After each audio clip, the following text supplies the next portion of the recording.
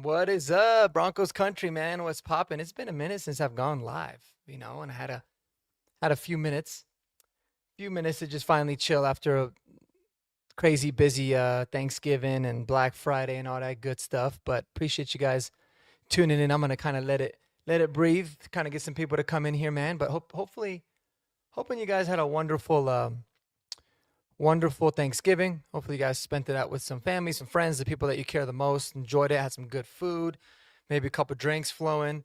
I certainly enjoyed it with some great people. And what I really enjoyed, man, was that triple slate of games that we had. I thought all three games were really good. Crazy, all three underdogs end up uh, end up winning the games. But obviously, Cowboys coming up huge, absolutely huge for the Broncos, with a win against the Chiefs. I thought that was massive, in my opinion, and so that was good. And I mean, did it bury the Chiefs? Not necessarily, but it certainly made them, making the playoffs a lot more difficult. I was gonna pull up some of the poly market stuff, kind of see where they were at. I used to use the New York Times tool. I really like that tool as well. That kind of shows the playoff predictions, and all of that. So let's see if I can actually find it here on poly market. It's kind of like the new thing everybody's talking about, but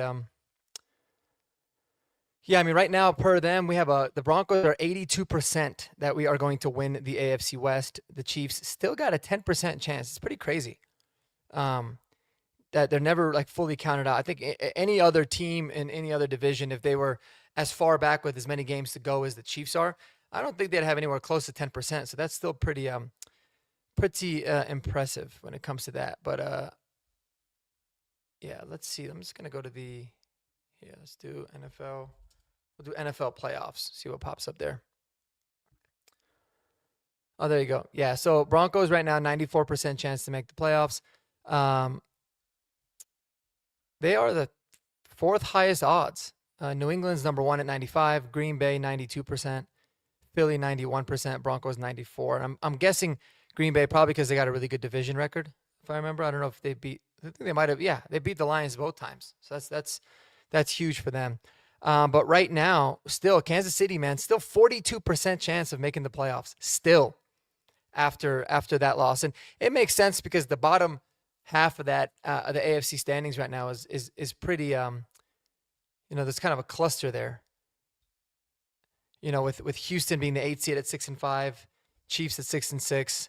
They're still really just 2 games out of a wild card spot, and I think they play the Chargers again. And I think they play Buffalo. It's crazy because they right now they don't have the tiebreaker against the Chargers. They don't have the tiebreaker against the Bills or the Jags either. And I think they're playing the Texans this week, or I felt like they were playing them sometime soon. Let me see this. Let's look at the Chiefs schedule. Oops. Yeah, they play the Texans next Sunday, and then the Chargers and the Titans, and then the Broncos again, and then the Raiders. So yeah, I mean this Chiefs Texans game is, I don't know what the odds are in terms of like how it changes things, but I'll tell you what, man, just based off looking at it, I think that very well is going to decide who's going to be the 7. Uh, or at least sneak into the wild card. I mean, it is massive, absolutely massive for both teams. So it'll be interesting, man. But yeah, still a 42% chance that the Chiefs are going to make the playoffs according to them, and their odds are still higher than the Steelers, who are technically the 4 seed right now and technically still in. And so that's pretty crazy. Pretty crazy. Jacksonville getting a 71% chance. And then, yeah, Houston and Kansas City basically have the same odds. And that makes sense because they're essentially playing each other. And that might sway it. So we'll see. But anyways, I know us fans, we get really caught up in, looking at the other opponents and rooting for other teams to win. But really the most important thing that we can do, man, in my opinion, is continue to worry about what this team can control, right? Sean Payton came out after the Wednesday practice today, and he talked about, or Monday, it might have been the Monday call. Either way, he was talking about, after the bye, now you put yourself in a nice position to really the topic of the discussion becomes the division, winning the division, and also now seeding in the AFC. And I just hope that it doesn't turn into a distraction, right? That is one thing that this team is, you talk about what's been so impressive about the Broncos team really over the course of the last uh, over the course of the last 2-3 years, really since Sean Payton's been here. what's been so impressive is that they're constantly overcoming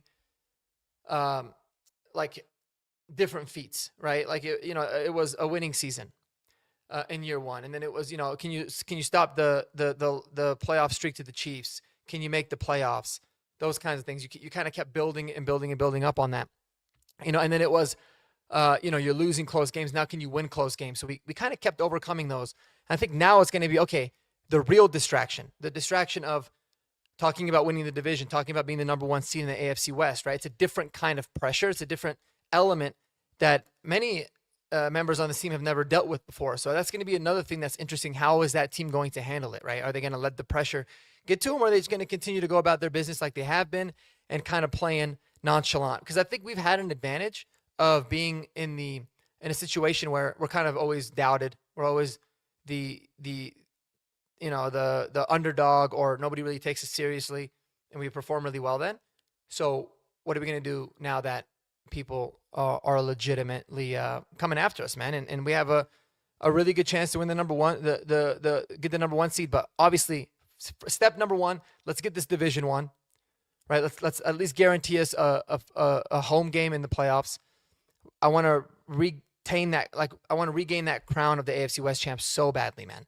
And then step number two would be absolutely do what you can to try to get the number one seed. The stats are crazy, man. When you are the number one, you're playing 50% less games than everybody else in your conference. Your chances of making it to the Super Bowl are substantially higher. So I think it'll be huge. And then guarantee that everyone's going to come through Denver. That would be massive. But again, we'll take it 1 week at a time, and it starts this week against the Commanders on Sunday Night Football. My man Kodiak coming through saying, watching Marcky Sports in the dry corner of the shower while I'm getting ready for work. I love that, brother. Appreciate you, man.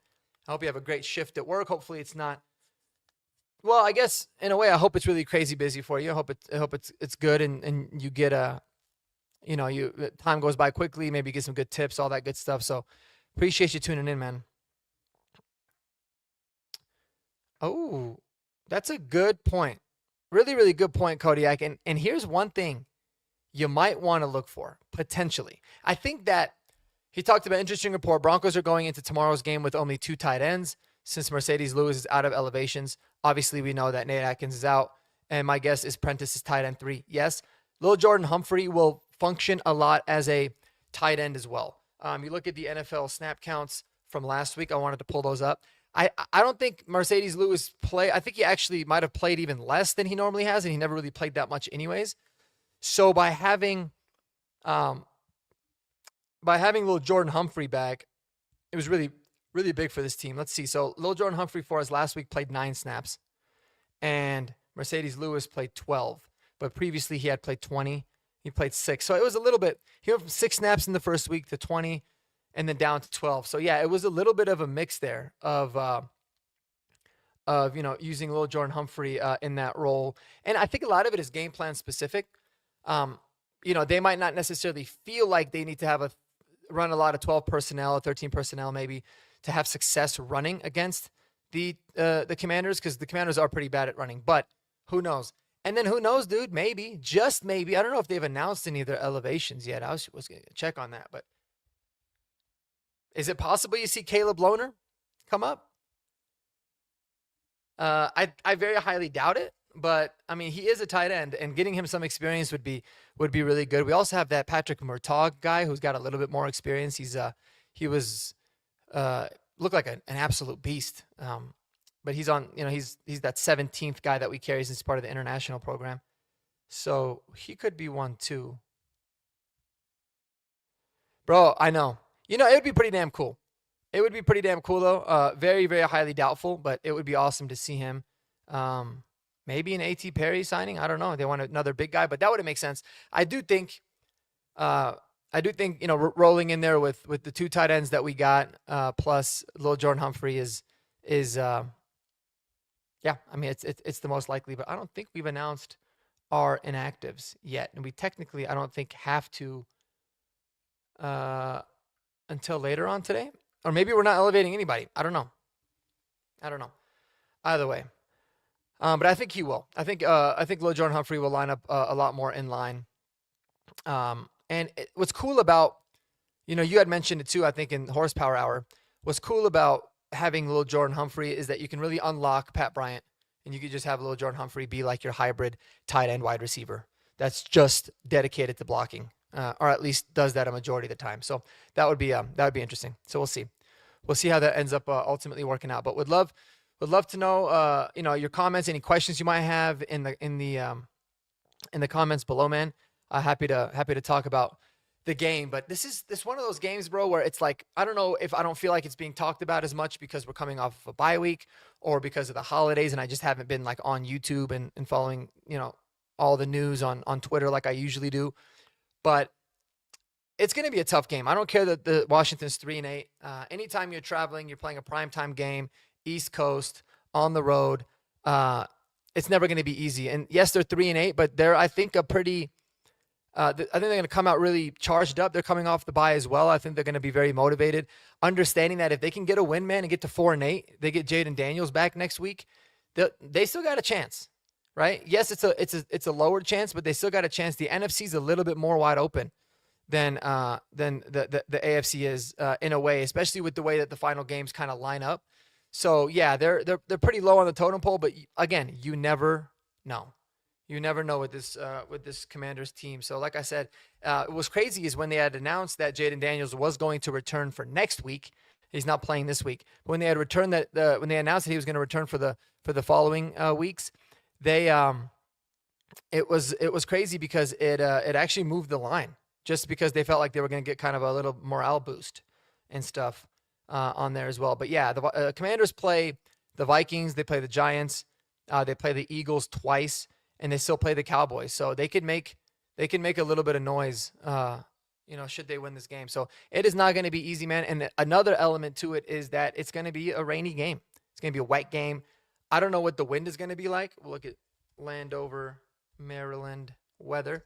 They didn't make it seem like it was going to be a full whiteout or anything like that, but there is going to be some. Let's see what the wind. Yeah, I mean, the wind's going to be decent. It's not going to be super, super windy. But in addition to that, it's also going to be cold. So cold and wet, and that's a good experience for this team to get. We don't get a lot of games like that. The weather in Denver is always beautiful, and it's not usually wet. It's usually either hot and dry, cold and dry, or snowing. But it's a dry snow, so it's not like a soaking wet. But it doesn't really. I can't even remember the last snow game we had here in Denver.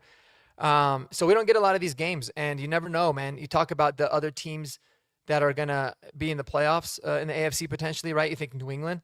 Well, New England's weather is awful, so you might have to travel there. So this is going to be a good experience. Maybe Pittsburgh. Who knows how that happens if you have to end up traveling there. That would be kind of a pretty epic collapse. But again, like you never know. Indianapolis, they can obviously they're internal. So it's really that New England. You never know what it's going to be like when you have to go play somewhere wet in a nasty game, nasty weather. So it's going to be a good experience for them. Yeah, and just like Kodiak said here, weather is supposed to be really shitty too. Big equalizer. It is. It is a big equalizer. It's going to be about taking care of the football. And they always talk about what are the best things that travel, right, for playoff football in bad weather. Good defense, running the ball. Well, we know how damn good our defense is. Unbelievably elite this year. I think that they're going to be just fine.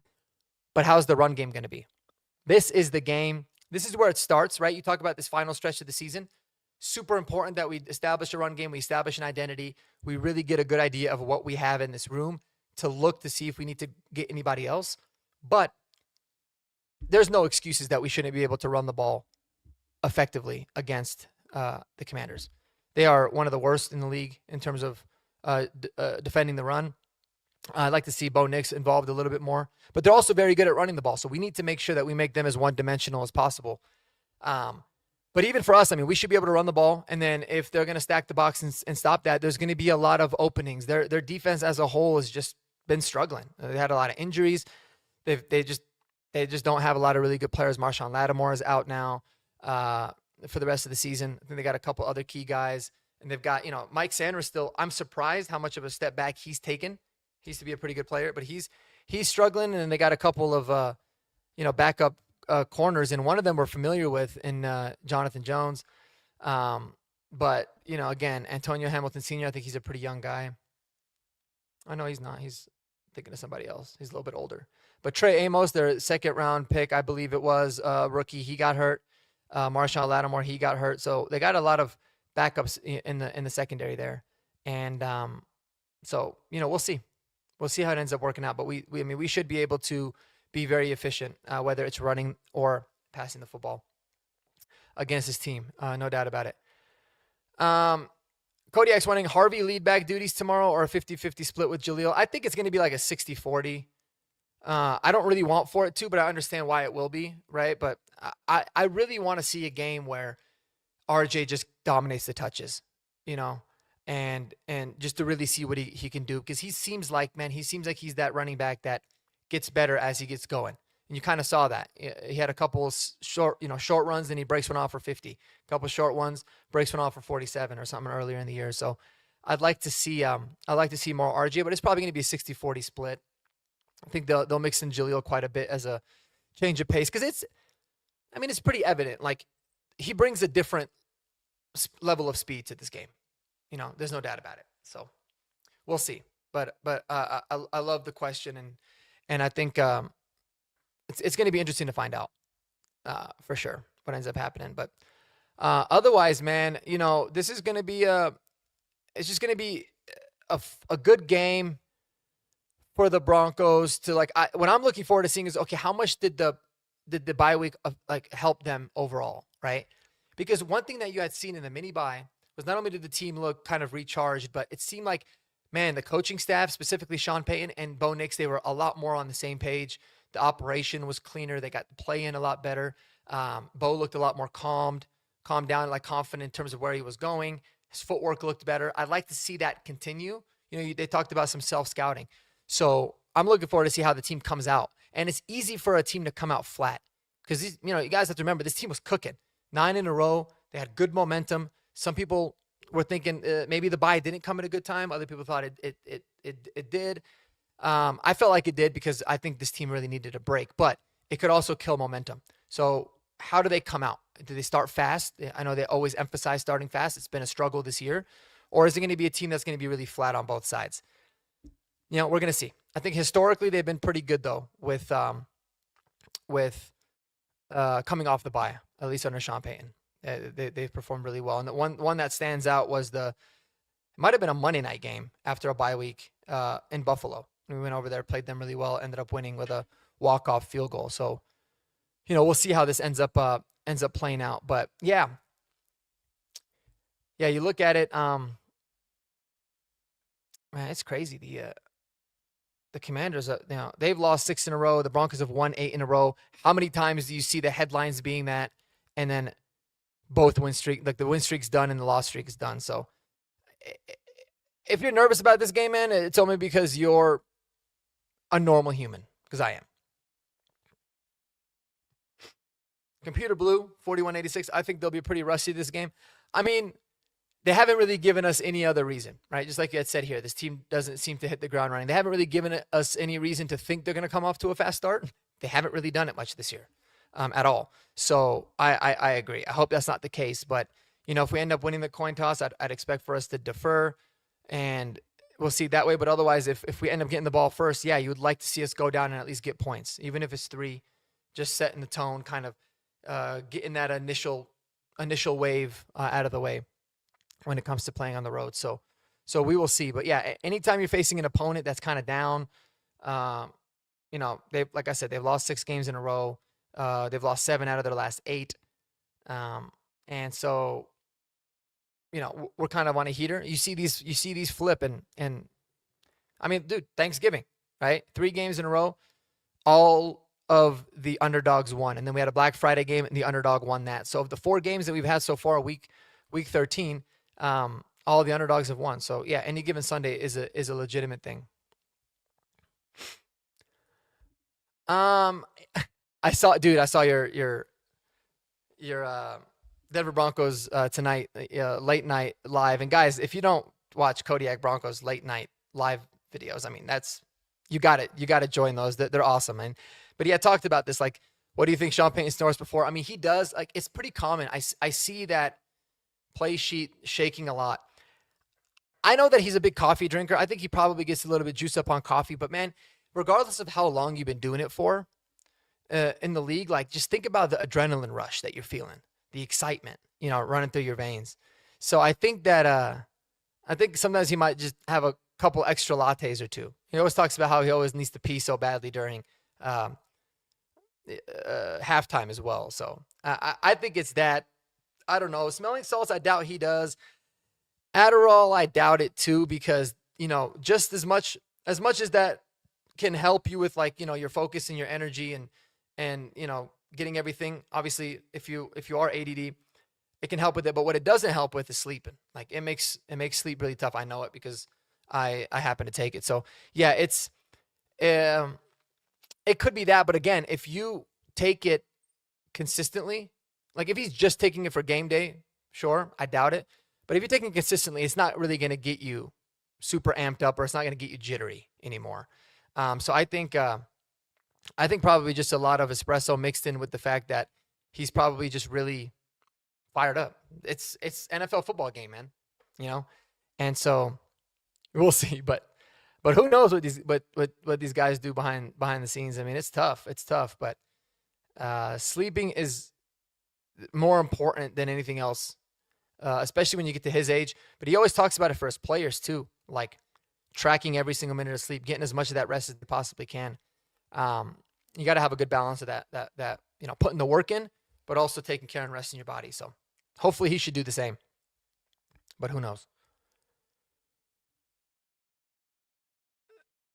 Adderall screws up my sleep. I made 3 videos back to back in April, May about sleep. Yeah, I remember that, dude. And it's so common. That's such a common thing. But I tell you, like, if you take it consistently, it gets to the point where like it doesn't really suppress your appetite as much.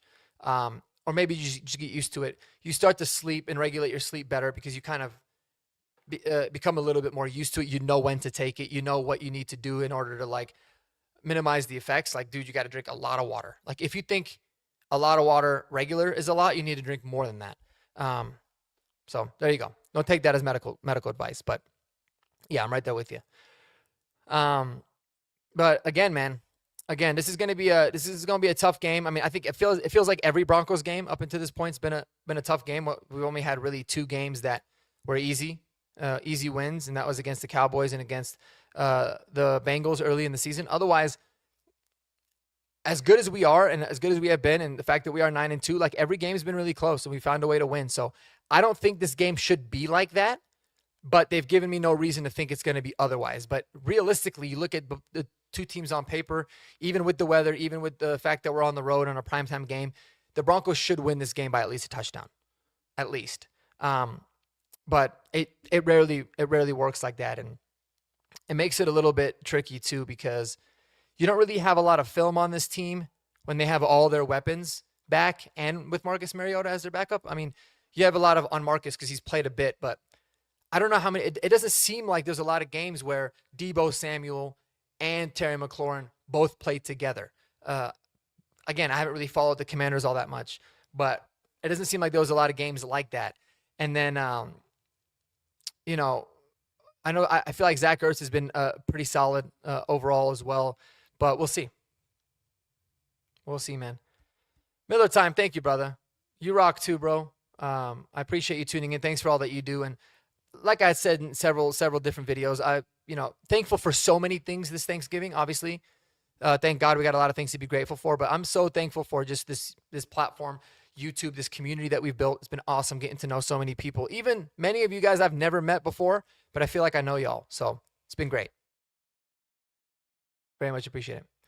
There you go. No one is talking about this, but tomorrow is the first time all year Terry, Deebo, and Noah Brown are all healthy for Washington. What did I see something about Noah Brown? Let me see. Oh, yeah, he will play. There was another receiver. There was somebody else that I think they had marked out, though. No. Well, I know Luke McCaffrey was out, but I don't know why I thought I saw that Noah Brown wasn't ready to come back yet. But, yeah. Yep. Noah Brown is going to be back. So that's interesting, man. Just that makes my point. I'm glad that my instinct originally was right. Like, even Terry and Debo, there wasn't a lot of games where I feel like they played together, but now you add Noah Brown into the mix. Yeah, it's tough. And Noah Brown's a pretty good player. Pretty sure he's a slot guy or plays in the slot most of the time. But I just feel like every time he's got an opportunity, he's balled. Didn't he ball out in like the playoffs last year? Or was that Dynami Brown? That might have been Dynami Brown. But Noah Brown, I think, had a good playoff run too, but he might have been with the Texans at the time. But let's kind of look it up here. He hasn't. So I'm just pulling up some PFF stuff.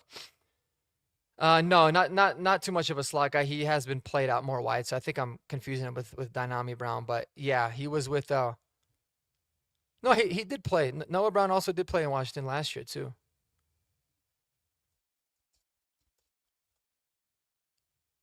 I'm gonna put playoffs. I'm gonna look at Noah Brown playoff stats because I don't know why it could have been Dynami Brown, but I feel like he was pretty good too. No, I'm completely wrong. It was the other Brown, Dynami Brown. So, yeah, but he's another big body receiver. Somebody else you got to take into account for. That's a pretty solid mix. And yeah, David, me too. I want to see our offense look like they did against the Chiefs. I would say for me, I want to see Bo Nix look like he did against the Chiefs more than anything because I liked how efficient he looked. I liked how guys were getting open. The operation looked smooth. He was accurate down the field and really at all parts of the field. He was taking, what the defense gave him, especially with the checkdowns when needed. So he's really decisive. But I want to see a much better run game. You can't even say it was bad against the Chiefs because they didn't really do it a lot. But yes, I would like to see them have more of a commitment to running the ball. Get the ball in Marvin Mims' hands, man. Like, that was the biggest thing to the turnaround last year towards the end of the year, like where our offense really started to hit its stride late. It's because we started to find creative ways to get the ball to Marvin. We got to start doing that, whether it's handing off the ball in the backfield, end arounds, catches in space. I want to see more Marvin as well because he adds that new dynamic. But, yeah, overall, I like the way the passing game looked against the Chiefs. And, the run game is going to be really important too. Middle time coming. Also, I'm thinking for the draft to draft linebacker Sonny Styles or Carnell Tate, and in the second round, tight end Michael Trigg, and in the third, the best offensive lineman. Listen, I was looking. I've been very, very introductory looking into the prospects. Sonny Styles, I feel like I'm going to be really surprised if he's even available for us. I know he's a linebacker, but I saw something. I don't think he's missed one tackle this entire season. I know they played today, but I was looking at his PFF and then I was watching some videos from the NFL Draft Stock Exchange, and yeah, dude, I don't think he's missed a tackle this year. It is pretty damn impressive. So I think he's gonna be. Let me see. It's always so much different for the college ones, but anyways, dude's an absolute monster. He would be amazing. I just don't think he's going to be available. In terms of Michael Trigg, our boy Andy in the Discord talked about there were some character concerns revolving around Michael Trigg. Don't know how true it is. If it is true, you could basically take him off the Broncos board. That's not going to happen. And then third best offensive lineman in the third. I like the idea of going offensive lineman in the first round, offensive lineman again in the middle rounds. I think we need to, even though we have all these guys locked up at least for another season, we cannot continue to not develop young talent on the O-line. You don't want to be caught in a position where you're like the Cowboys or you're like other teams that had really good O-lines that kind of aged themselves out. And then, you don't really have replacements behind them. And I love the idea of taking the best available tackle. If there's a tackle that you really like, you draft him. He can play left guard for you because I don't know if Ben Powers is going to be back. And then let him develop there. And then when he's ready to be a tackle or you need a tackle, I like that one a lot.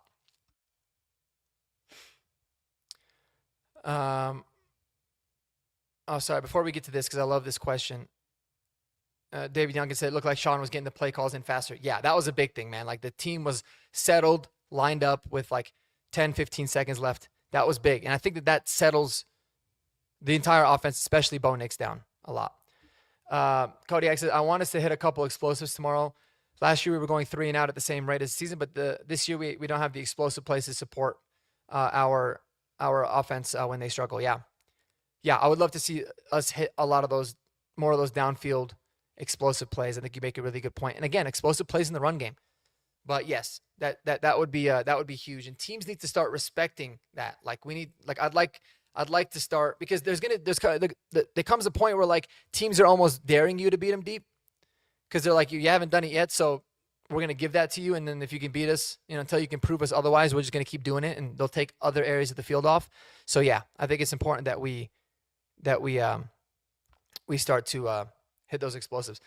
Jennings Dunker Mullet. I think his name is Jennings, but this guy, man, I took him in my mock draft. I mean, just take a look at this beautiful human. Tell me that you don't want him on the Broncos. You're crazy. He's a tackle for Iowa. Could play guard as well. But look at this. I mean, look at this guy. Oh, let's go back. Come on.